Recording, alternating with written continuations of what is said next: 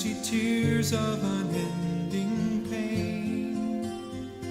I've watched as war-torn nations treated life with such disdain.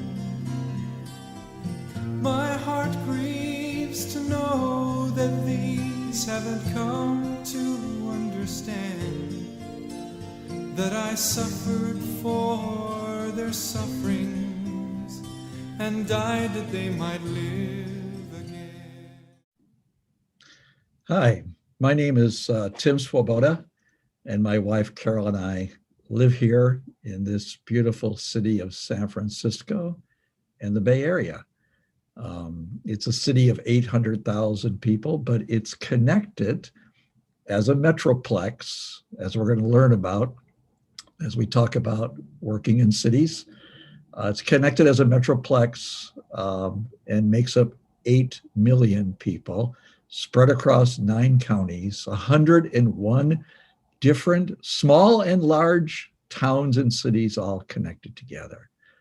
And we just enjoy being here in this place of hyper diversity of ethnicities and opportunities. YWAM San Francisco Bay Area is a movement of ministries in 11 different locations of the Bay Area, each one focused in a specific way, maybe reaching an unreached people group, maybe doing church planting, maybe focusing on justice issues, or maybe working amongst the unhoused and the homeless, or working in a university campus. But they're teams. We see the San Francisco Bay Area as our base, and we see the different locations as our departments. And we gather together like a base does, but not as frequently as a base does, because we believe in being where the ministry is and being relevant and contextualized in that location. This is a hyper diverse metroplex. And as I tell you our story, I'll tell you more and more about it. But let me back up a little bit and just tell a little bit about our journey before I get talking about cities. I did my discipleship training school as a single person in 1975, before they had DTS, so it was called the School of Evangelism. My to-be wife was also in that course in Lausanne, Switzerland. After the course, YWAM was wanting to pioneer a new location in Kolkata, India. And so they were recruiting some of the students for that course, and I got recruited, and my to-be wife got recruited for that course. And you can see us here back in 1975. I'm kneeling down on the ground there on the left-hand side, and my to-be wife kneeling down on the ground on the right-hand side. And you can see, if you know Paul and Peggy Hawkins, old-time leaders of YWAM, they flew to India. And the rest of us that are pictured here in this 1975 photo, we climbed into those 2 vehicles there, the Peugeot 404 and the Volkswagen van. And we drove from Lausanne, Switzerland to India by car. It took us 40 days and 40 nights as we went from Switzerland to Germany, to Austria, to Yugoslavia, Bulgaria, into Turkey, and then we went into Iran and broke down at the Caspian Sea, and then limped our way across Afghanistan and into Kabul, across the Khyber Pass, and then through the northern plains of India into the grand old city of Kolkata, where Mother Teresa served the poor and the needy. And that trip changed my life. I had never been outside of the United States before. And this was an eye-opening experience where the world became very clear to me, and the need and the call to missions became very strong.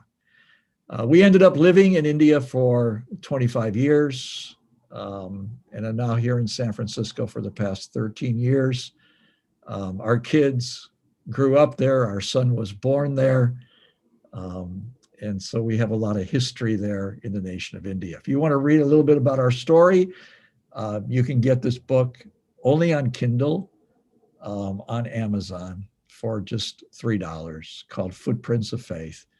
And it's got incredible stories of the pioneering efforts of many of the young pioneers that went out there, like Steve Cochran, Mike Borden, Dan Bushy, CeeLo Schmid, myself, and others are all in this book. My wife, written by my daughter.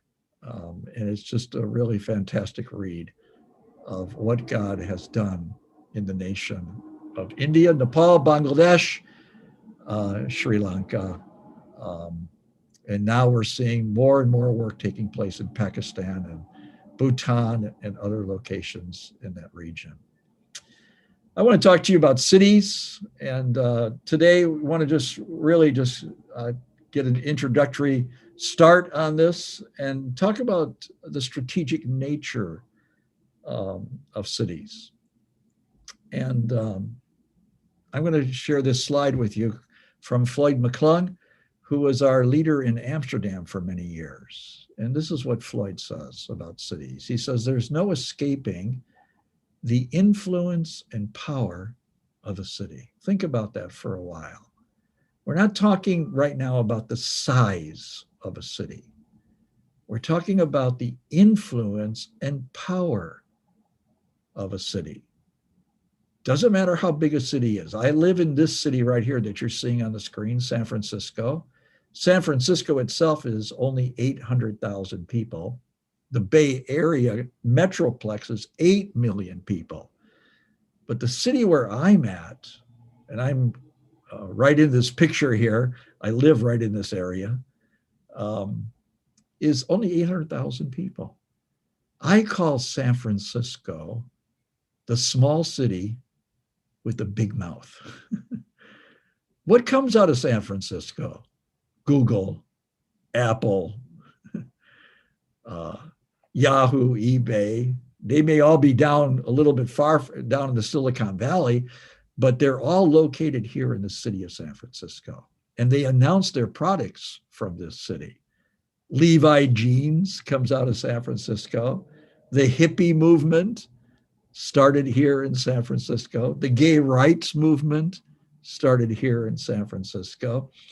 This little city, and there are many cities like this around the world, whether they're big or whether they're small, that have influence all over the world. You can take a big city like Paris and how it's influenced the world. Or you can take a smaller city like Utrecht in the Netherlands that has big influence for world missions. It doesn't matter the size. It's about the influence. Floyd says there's no escaping the influence and power of the city. Cities have become the dominant social force in the world. Cities are the mountain peaks of society. Now watch this. Trends, ideologies, and fashions are born in the fermenting cauldron of city life and then flow down and out to influence the population. Now, that statement is so true that we find another statement here by Dwight Moody. More than 100 years ago, he said this. And this is what he said, the great evangelist, preacher. He said, if we reach the cities, we reach the nation. But if we fail in the cities, they become a cesspool that will infect the entire nation. Cities, therefore, are strategic for world mission. It's important that we as YWAM or we as missionaries start thinking clearly about cities. Why? More than 55% of the world's population is now urban. Cities are strategic because of their influence, number one. Cities are strategic because that's where the people are. Now, as we stop here, I'd like you to just take those couple thoughts and discuss them. Why are cities strategic in your viewpoint? And as we start thinking about cities, I'd like you to also think about and talk about, are cities good or are cities evil?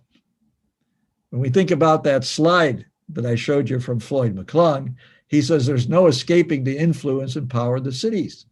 They become the dominant social force. Trends, ideologies, and fashions are born inside of the city. There's something about the city that brings people together for good or for evil. So how do you view a city? Are cities good or are cities evil? I'd like you to discuss also, where do you come from? Is it a city? Is it a town? Is it urban? Or is it rural? And if it's urban, what kind of influence does your location have to the people inside of it, to the towns surrounding it, or to the cities in that state or in that country or in that province? What kind of influence does your location have? Does it have an influence of revival? Does it have an influence of social justice? Does it have an influence of architecture? Does it have an influence of music? Who's come out of your city? I think it'd be good to reflect on a few of those things. And then we're going to come back. And I want you to particularly start thinking about, what is urban? What makes a city a city? And what are the different sizes of cities? And then we'll talk about that next. I hope you have a good time discussing these things. I look forward to continuing talking with you.